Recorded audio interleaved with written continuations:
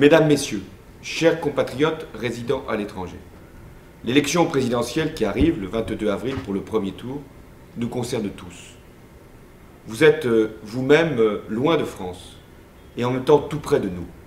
Vous sentez bien le besoin de changement, celui qui s'exprime depuis déjà plusieurs mois, qui est à la fois une volonté de sanction par rapport à une politique qui a échoué et en même temps une espérance par rapport à un autre temps qu'il convient d'ouvrir.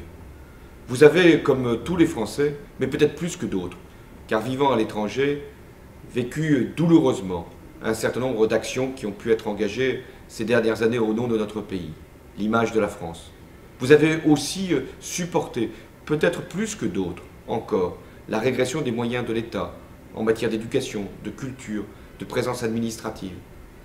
Le souhait que je veux formuler à travers cette élection, c'est que l'ensemble de la communauté nationale se retrouve rassemblée sur ce qu'elle a de plus fort, de plus grand, c'est-à-dire la France elle-même.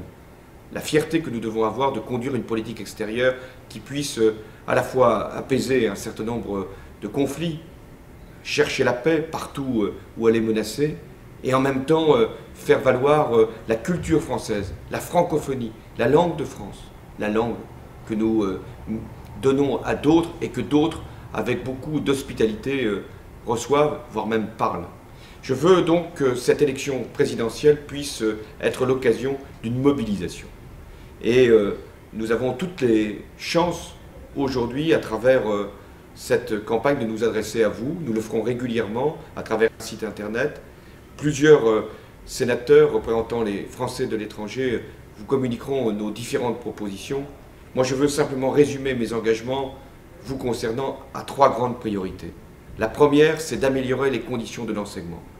La gratuité qui a été accordée en lycée s'est retournée contre bon nombre d'établissements et donc contre bon nombre de familles. Nous ferons en sorte qu'il puisse y avoir une démocratisation plus grande et un accès plus important à l'école. Notre deuxième priorité, c'est la culture. J'ai été, comme vous, choqué de voir un certain nombre d'établissements fermés, voire même certains entravés dans leur fonctionnement, dans leur rayonnement. Nous y mettrons là encore bon ordre et nous aurons une politique de la culture qui se retrouvera à l'étranger, partout dans le monde. Et puis le troisième engagement, c'est une présence administrative, à travers nos représentations consulaires, à travers les moyens qui seront fournis. Je sais aussi que vous êtes choqués par la politique parfois de visa qui contraint bon nombre de vos proches à ne pas pouvoir venir sur le territoire national. Je pense à ces étudiants étrangers qui ont été finalement découragés. Je pense aussi à ces artistes qui veulent venir en France. Nous avons là aussi besoin d'une grande clarification, ce qui n'empêchera pas la fermeté nécessaire et les contrôles sur un certain nombre de mouvements. Je veux aussi vous dire que cette campagne doit être une campagne qui se situe au niveau qui est attendu.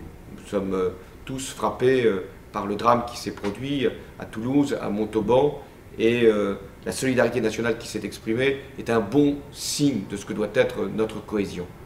Nous devons nous situer à la hauteur de cet enjeu, rassembler les Français autour d'une grande cause. Pour ce qui me concerne, cette cause, c'est le redressement de la France, c'est la justice, sans laquelle il ne peut pas y avoir d'efforts qui puissent être consentis, et enfin, c'est la jeunesse. La jeunesse qui attend de retrouver sa place, et c'est de tout cela que je veux parler à tous les Français de France et du monde. Et je voulais, par ces quelques mots, vous dire combien je m'attacherai dans les jours prochains à vous dire tout l'engagement qui est le mien pour être à vos côtés, non seulement pour cette campagne, mais pour les 5 ans à venir si vous en décidez. Merci de la confiance que vous pouvez m'apporter.